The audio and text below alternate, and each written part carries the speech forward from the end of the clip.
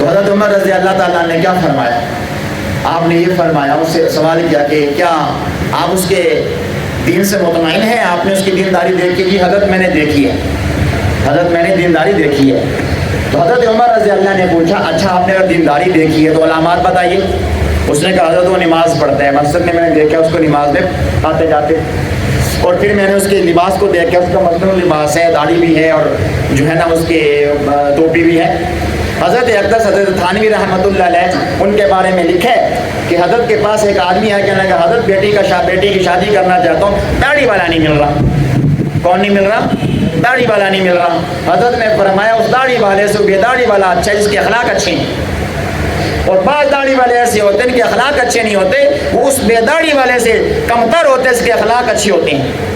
اب داڑھی کا ہونا الگ گناہ ہے، یہ نہیں ہے کہ گناہ نہیں ہے، اس کا معاملہ اللہ تعالیٰ کے ساتھ ہے۔ لیکن ایک بندے کی داڑھی ہے اور وہ اپنے آپ کی بیٹی کو تنگ کر کے رکھتا ہے، اس کے حقوق ادا نہیں کرتا، اس کے اوپر ظلم کرتا ہے اور اس کی عزت کا خیال نہیں کرتا، اس کی صحت کا خیال نہیں کرتا، ہر لحاظ سے اس کو ٹھکرا دیتا ہے، تو بتائیے یہ بندہ بہتر ہے یا وہ بندہ بہتر ہے جو سکون اور عزت کے ساتھ رکھتا ہے؟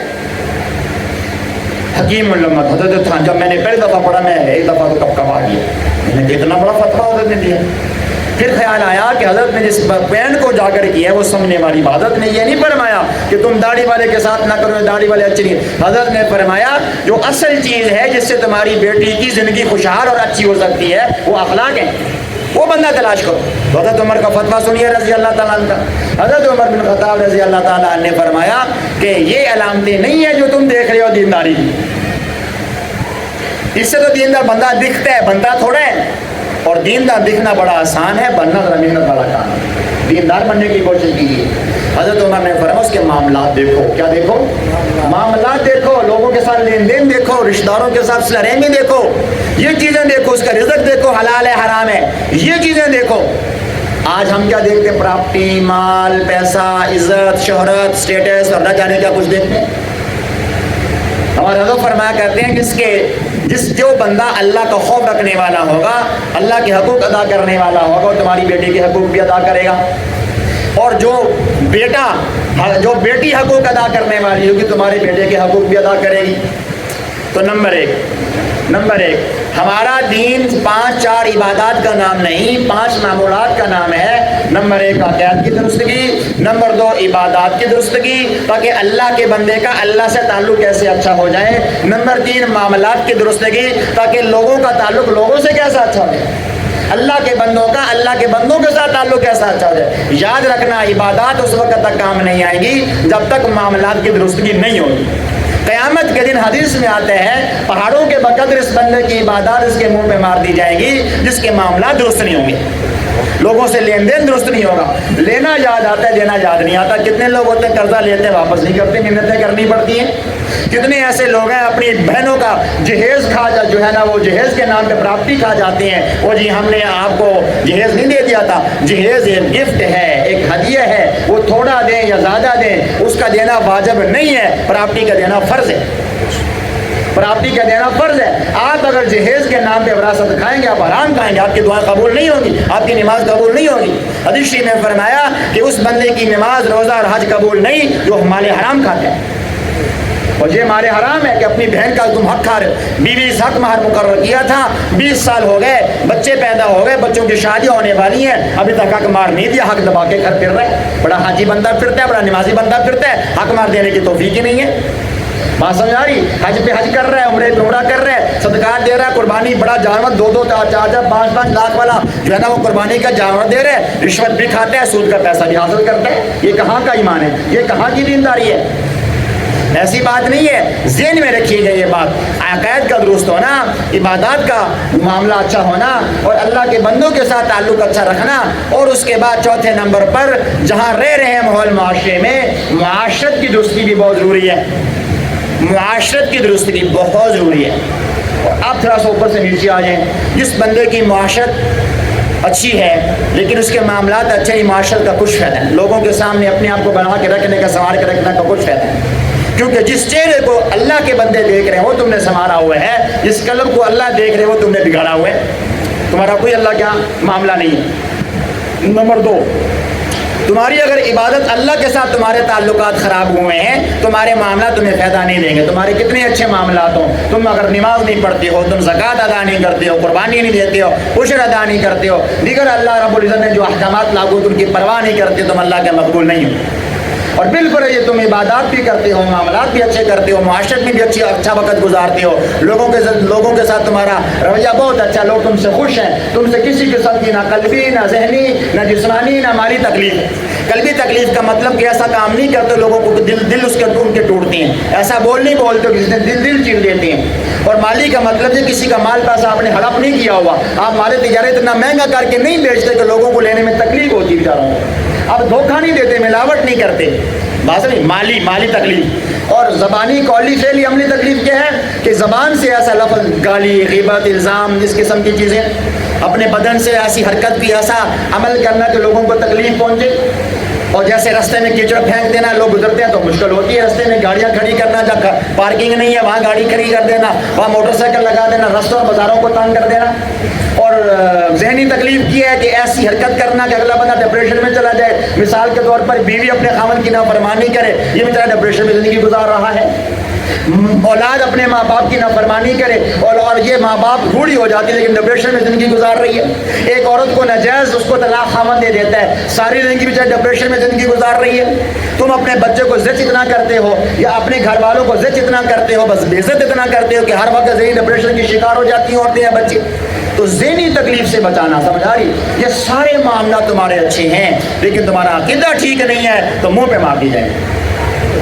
اور آخری بات، آخری چیز، ان چار چیزوں کے ساتھ ساتھ دیگر بنیادی جو ذمہ داریاں ہیں دین سے ہٹ کر، جو دنیاوی ذمہ داریاں ہیں جو دائرہ دین کے اندر رہتے ہوئے ان کو بھی ادا کرنا. بعض لوگ بڑے دیندار ہوتے ہیں لیکن ان کو پتہ نہیں ہے گھر میں کچھ ضرورت کی چیز ہے وہ لے کر ہی دیتے، بے پرواہ. بھائی تمہاری ذمہ داری ہے، حدیث میں آتا ہے کہ گھر والوں کی حاجت اور ضرورت پوری کرنے کے لیے کھانے پینے کی چیزوں میں سے کوئی باورچی خانے کے متعلق، کچن کے متعلق کوئی چیز ایک گھر میں لا کے رکھ دیتا ہے، ایک ضعیف حدیث کے مطابق 70 سال کی عبادت کا ثواب ملتا ہے. کتنا ثواب مل رہا ہے؟ 70 سال کی. بھائی کیا تکلیف ہوتی ہے، آپ ماچس لا کر دے دیں، گھی لا کر دے دیں، سبزی، کبھی کبھی ہفتے میں ایک اچھا کھانا دے دیں. آپ کے شہر میں بھی اچھا ہوٹل مشہور ہے، وہاں کوئی اچھے پوائنٹ کے سموسے ہیں، کوئی پکوڑے ملتے، کوئی برگر ملتا ہے، کوئی اچھی چیز ملتی ہے، اپنے گھر والوں کو خرید کے لا کے دے دیں. بات ساتھی ہنس رہے ہیں کہ شاید مولوی صاحب کیا لفاظی چھوڑ رہے ہیں. بھائی میں حقیقت عرض کر رہا ہوں، تم اپنے گھر والوں کو اچھا کھانا کھلاؤ گے تو سنیے حدیث میں آتا ہے، نبی صلی اللہ علیہ وسلم نے ارشاد فرمایا، حدیث کا مفہوم ہے، جو بندہ اچھے کھانا کھلانے سے کسی کا دل خوش کرتا ہے، قیامت کے دن اللہ تعالیٰ جنت سے کم درجے پہ راضی ہی نہیں ہوں گے، وہ بھی بلا حساب، یعنی بلا حساب اس کو جنت دیں گے. ایک اجنبی کے ساتھ، مہمان کے ساتھ یہ رویہ ہے تو گھر والوں کے ساتھ یہ رویہ اختیار کرنے پہ اللہ راضی کیوں نہیں ہوں گے؟ بھائی اپنے بچوں کو اچھا کھانا کھلانا، وظیفہ سن لیجئے، آپ نے بڑے وظیفے سنے ہوں گے، بڑے آپ نے عاملوں سے اور بڑے جو ہے نا آپ نے کتابوں سے، وظیفے کی کتابوں سے وظیفے کیے بھی ہوں گے، پڑھے بھی ہوں گے، اللہ والوں سے بھی سنے ہوں گے وظیفے. اس حاجت سے بھی ایک وظیفہ سن لیجئے، جو اپنے گھر والوں کو اوپر تنگدستی نہیں کرتا اللہ اس پہ تنگدستی نہیں فرماتے. بے شک بے شک. اور جو اپنے گھر والوں پہ تنگدستی جان بوجھ کے کرتے ہیں کہ قدرتی غیر اختیاری ہے، غربت ہے، لیکن ایک ہے اس کے پاس ہے، لگا سکتا ہے وسعت کے اور استطاعت کے مطابق، لیکن ہاتھ روک کے رکھتا ہے، اللہ کی رضا کا دروازہ بند کر دیتا ہے. بے شک. آپ تجربہ کر کے دیں. غالباً حضرت حفصہ حضرت میمونہ رضی اللہ عنہ سے حضور نے فرمایا کہ جو ہے گنتی کر کر کے نہ رکھا کرو، ورنہ اللہ گن گن کے دیں گے. اللہ کیا دیں گے؟ ہاں گن گن کے. اپنے گھر والوں کے اوپر خرچ کرنا، حضور نے فرمایا جہاد فی سبیل اللہ کے اوپر خرچ کرنے، یعنی جہاد کے راستے میں خرچ کرنے کا جتنا ثواب ملتا ہے اس سے بھی کئی درجے زیادہ ثواب اپنے گھر والوں پہ خرچ کرنے کا ملتا ہے. اور آپ کو پتہ ہے کہ جہاد کے اندر پیسہ استعمال کرنے کا ثواب سب فی سبیل اللہ جتنے بھی کام ہیں افضل دیتا ہے، لیکن جہاد میں جو پیسہ خرچ کیا جا رہا ہے اس سے بھی بہتر پیسہ اپنے گھر والوں پہ خرچ کرنا ہے. تو اپنے بیوی کو سال میں 2 جوڑے لے کر دینا واجب ہے. مفتی صاحب بیٹھے ہیں پوچھ لیجیے، اس کا یہ حق ہے، یہ نان نفقے میں شامل ہے. ایک گرمی کا ایک سردی کا جوڑا لے کر دینا کیا ہے؟ واجب ہے. اور اگر آپ اس سے زیادہ دیتے ہیں، تقریب کسی خوشی کی تقریب میں شادی آ جاتی ہے، ایک مستحب عمل ہے، ثواب آپ کو مل جائے گا، اللہ راضی ہو جائیں گے آپ سے.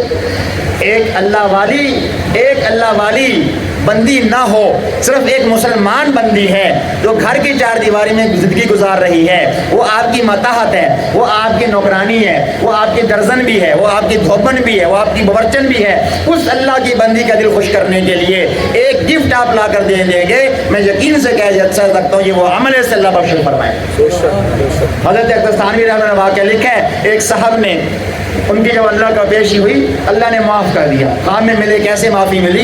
کہنے لگے میری بیوی سے غلطی ہو گئی تھی کہ سالن میں نمک تیز ہو گیا تھا، میری طبیعت یہ تھی کہ میں غصہ کرتا، ڈانٹتا، اس کو مارتا، لڑائی کرتا، لیکن میں نے یہ سمجھ کے اس کو معاف کر دیا، اللہ کی بندی ہو جاتی غلطی، تو اللہ تعالیٰ نے اسی عمل کو قبول فرما کے فرمایا جا تو نے اس کو اللہ کی بندی سمجھ کے معاف کیا، میں نے اپنا بندہ سمجھ کے تجھے معاف کر دیا۔ سبحان اللہ، سبحان اللہ۔ نماز پڑھتے ہیں بڑے شوق سے، تبلیغ میں بھی بڑے شوق سے جاتے ہیں، میں خود تبلیغی ہوں، ناراض نہ ہونا کوئی بیٹھا تو، اور اللہ والوں کے پاس بڑے شوق سے، علماء کے بیانات بڑے شوق سے سنیں گے، گھر کے معاملے دیکھو سارے پھس پھس ہیں، بیوی بھی تنگ ہے، بچے بھی تنگ ہیں، ہمسائے بھی تنگ ہیں، رشتہ دار بھی تنگ ہیں، اور لوگوں سے رشتہ توڑا ہوا ہے، قطع تعلقی کی ہے، رشتہ داروں سے صلہ رحمی کرنا واجب ہے، کیا ہے؟ واجب ہے، صرف داڑھی رکھنے واجب نہیں ہے، ٹخنے اوپر کر کے، شلوار اوپر کر کے مردوں کا ٹخنے ننگے کرنا اور عورتوں کا ٹخنے ڈھانکنا اور عورت کا پردہ کرنا فرض و واجب صرف یہی نہیں ہے، رشتہ داروں سے بنا کے رکھنا بھی واجب ہے۔ بات سمجھ آ رہی؟